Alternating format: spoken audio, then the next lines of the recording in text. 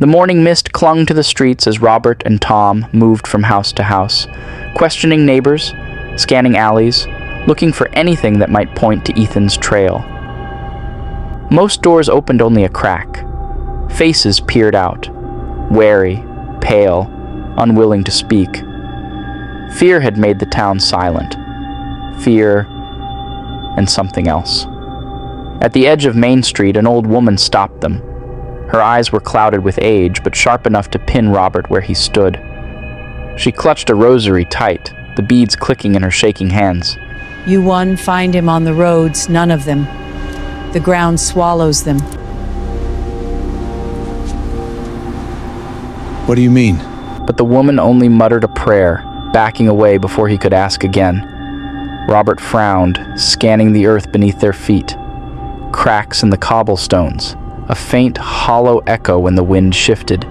He had the sudden, unnerving sense that the town wasn't built on solid ground at all, that something hollowed beneath it. Beside him, William walked in silence, his eyes darting toward the woods at the far edge of town. The boy's jaw was still tight, his anger toward his father simmering just below the surface. But Robert noticed something else, too. A strange unease, as though William felt something watching them. The sheriff's car pulled up then, gravel crunching beneath its tires. Sheriff Dyer stepped out, his face haggard, his eyes shadowed from too many sleepless nights. Robert, Tom, you won't like what we just found. Sheriff Dyer motioned for them to follow. His jaw was tight, his steps heavy as he led them down a narrow back road toward the edge of town, where the woods pressed close and the ground turned rough. No one spoke.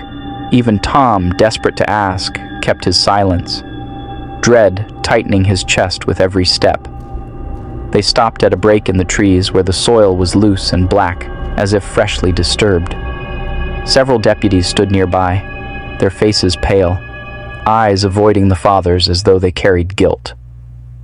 Robert's gaze swept the ground and froze. Half buried in the dirt lay a shoe, small, scuffed, the kind a boy would wear.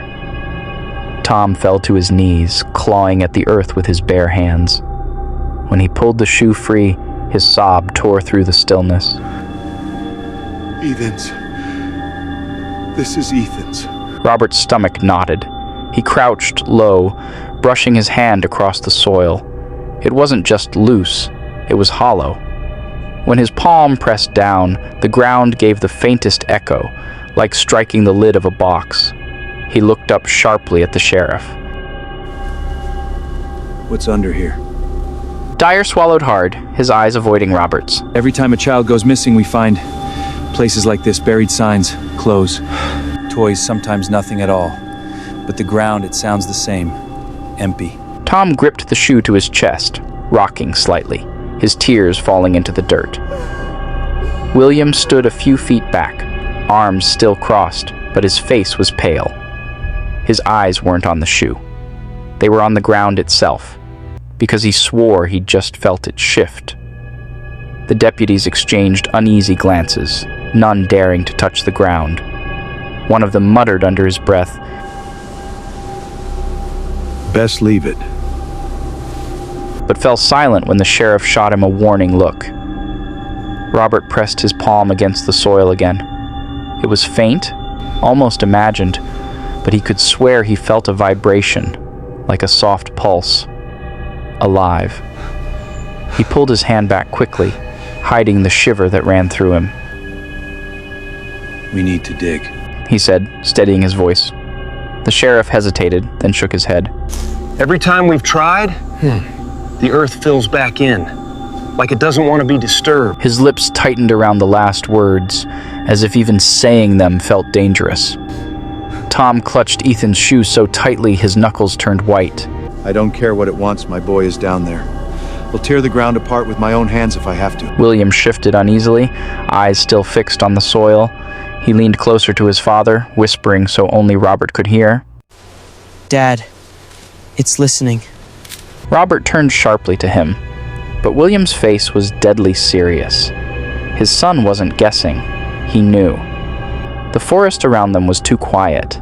No birds, no wind, just the faint hollow beneath their feet, waiting. Robert rose to his full height, his jaw set. If the ground is listening, then it knows we're coming.